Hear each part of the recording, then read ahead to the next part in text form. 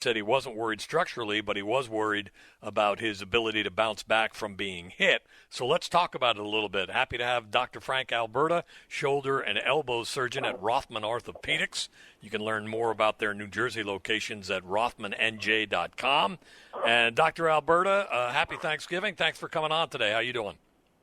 I'm great, Chris. Thanks for having me on. Good morning. Well, I appreciate you coming on. And this is interesting because, shoulder injuries to quarterbacks always have us nervous. We can sort of in our own mind think about having a sore shoulder and trying to throw a football accurately and with some zip, and the two don't go together very well. What are the concerns do you think the Jets and their team doctors have about Sam Darnold right now and their decision as to whether or not it's prudent to start him on Sunday?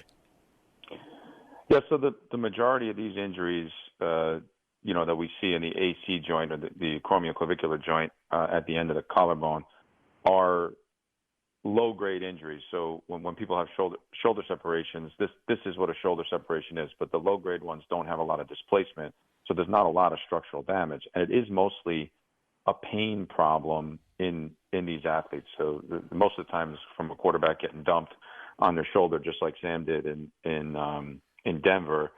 And and it's really it doesn't affect the throwing motion structurally. It's just how much pain he can tolerate, which you've heard all week. And I think Coach Gaze was right on when he said structurally there's not much concern with these injuries typically because they don't typically require any type of surgery or anything like that. It's just a matter of how much you can tolerate, and it's getting hit that's the problem. It's not throwing the ball. So it's almost you get the sense that he almost broke his collarbone, but he didn't. Is that really, in layman's term, what you're thinking about when you see an injury like that? Yeah, kind of. When you see these guys get hit, and the majority of these AC joints are in throughout the NFL are in quarterbacks because of the way they get tackled mostly and the way they get hit. So if you think about it, when they get dumped on their shoulder, if the force is kind of down on the point of the shoulder, they get these injuries at the end of the collarbone where it meets with the rest of the shoulder, and that's a shoulder separation. If they get the force kind of across, where they get kind of dropped or they get crunched side to side, that's when they break their collarbone. The same thing that happened to Tony Romo a number of times, and then to Aaron Rodgers a couple of years ago. These injuries don't typically require surgery, where the clavicle fractures, the collarbone fractures, we have pretty good evidence that says that if you fix them, they do better and they can get back faster. So this is different than a collarbone fracture, but it's the similar mechanism. It just happens to be off a little bit in terms of the force, and it ends up not causing the fracture. Do you have a sense of the options they have to relieve that pain or to minimize it in a game situation? Are there cortisone? We're used to cortisone shots, especially in certain sports at certain times. A guy gets cortisone and, he can go, and because it's not structural, they don't worry about him making the injury worse by not being able to feel that pain. Are there any options for quarterbacks in that spot? Yeah. So, again, as you know, I haven't seen Sam's X-rays or taken care of his shoulder, so I don't know specifically. But you've seen plenty of them, Doc. I sure have, yeah. So the typical way we treat this is rest, like Sam did, and then when their strength comes back full and they have full range of motion, then we usually will look at clearing them to play. And cortisone in these low-grade injuries we use a lot. So if it's towards the end of the season. So a lot of the art of sports medicine is season management, like when's the right time, which they managed this differently in week 4 when Sam got hurt and then re-injured in week 8. But we manage it differently at which times in the seasons. Also, depending on how the team is doing and where things are headed. So, if you need 1 week or 2 weeks out of it and you can get them through, then a cortisone injection makes a lot of sense. So we do those a lot for low-grade injuries. Once you have full strength and motion back, you can do an injection and get you through a game and feel pretty good. You just don't want to do that over and over. Give us a sense of patients you've had in sports and whether, how are – in general, this is such a hard year to think about it, so I guess you really got to go back to 2019 because 2020, there's so many of the contact sports just haven't happened, and I'm sure, you're getting fewer injuries than you did in 2019. But what's it like out there? What's it like for, the 15 to 22-year-old athlete these days playing football and playing when, players seemingly are bigger, stronger, working out more aware of their nutrition. We've talked about the increased speed in the game. We've talked about how, kickoff returns and punt returns are scary to a lot of athletes these days and special teams because sometimes you can be running at 20 miles an hour and be in these collisions. What's it like out there for you, and what have you seen change over the years?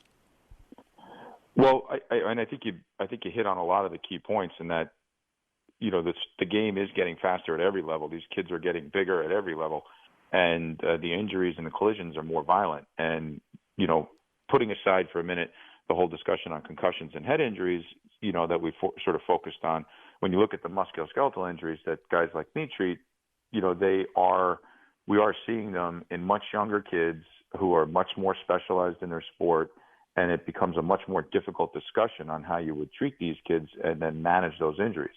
And you have many kids and parents, for that matter, that want us to treat their kid like we would treat Sam Darnold, and that's not necessarily the right way to go about it all the time.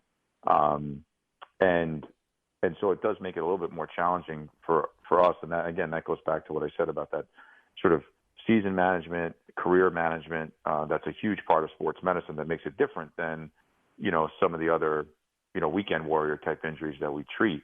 But we are seeing higher energy injuries. The injury rates are actually, they change. Again, like we're seeing a lot more artificial surfaces now at the high school level.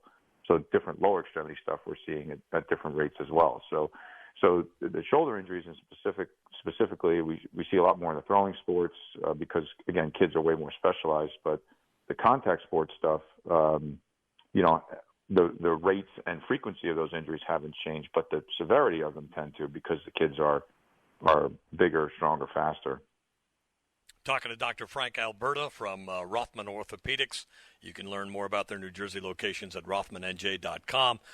Dr. Alberta, since I got you here, and even though we've really focused on Darnold and we'll watch and hope for the best with Sam, what about Tommy John in general and your thoughts and your colleagues' thoughts about Tommy John surgery and how prevalent it is even with younger kids now, and the fact that they all, not all, but so many seem to be able to come back from it and pitch well again, and some people have it twice. I mean, it's kind of crazy considering, 20 years ago it was a big deal, and now it seems like more pitchers have had Tommy John than haven't had Tommy John. What do you make of that, and is it part of being, so focused, these 12-month-a-year regimens that these kids are on, and playing fall baseball and playing in the winter, or at least pitching in the basement in the winter? What are your thoughts in general about that and what it means to baseball in general?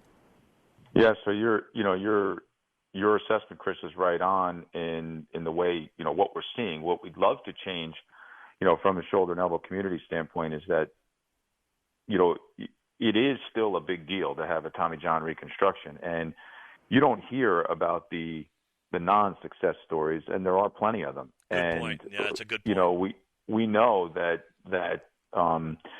you're way more likely to not progress if you've had elbow surgery than you are. And the single biggest risk factor in youth baseball for having an elbow or shoulder injury is year-round play.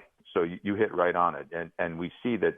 The kids who pitch all year or throw all year, then they have a throwing coach in the winter, play fall baseball, don't have any diversity in their sports or training. They are more likely to be injured. And really interesting, they're not any more likely to advance into the higher levels of play. So you would think that if all you did was play baseball, you got a better chance of being a professional baseball player. That's not true. We've seen the same thing. A lot of your business is counterintuitive, isn't it? I mean, a lot of people try to do things that they think will make them better, and actually, because of the extended use, et cetera, it's actually a negative, not a positive. It seems like if you're not working hard, and we find this in all the sports, we have these discussions on why are players hurt all the time? Why is everybody seems so tight and they're hurt and they have quads and the core injuries and stuff we didn't hear about growing up. And a lot of it to me is you think you're helping yourself, you think you're staying ahead of the next guy, but in a lot of spaces, rest, which translates to some people into laziness, but rest is really what you need to be healthy. Yeah, that's a critical point, Chris. I wish more people would listen to you because rest is a huge part of any training program, and any good strength and conditioning coach and any good nutritionist or anyone along those lines will tell you that rest and sleep and recovery is a huge part of getting better. It's not just preventing injury, but it's how you get better. And we certainly don't do enough of that. We haven't focused on it enough. You see some of the teams around have had, they even have now sleep consultants, and they're doing different things, mandating rest, and that's getting back to where we need to be. But the problem is, like you said, is that doesn't happen. That's not happening at the high school and junior college level, and until you have, a budget that will be able to maintain that. But I wish it would trickle down where kids and parents and coaches would understand that, it's not always great to go year round, 7 days a week and 24 hours a day. Well, I guess Adam Gase heard our interview because he has now announced that barring anything between now and then, it will be Sam Darnold starting on Sunday. So he agrees with me. Yeah, I heard that in the update. There you go. So it apparently is true now. He just came out and said he will start on Sunday unless something happens between now and then. So good for him. We appreciate it, Dr. Alberta. Thanks for taking some time. Enjoy the weekend. My pleasure, Chris. You did the same. There you go. Dr. Frank Alberta, shoulder and elbow surgeon at Rothman Orthopaedics. To learn more about their New Jersey locations, go to rothmanandj.com.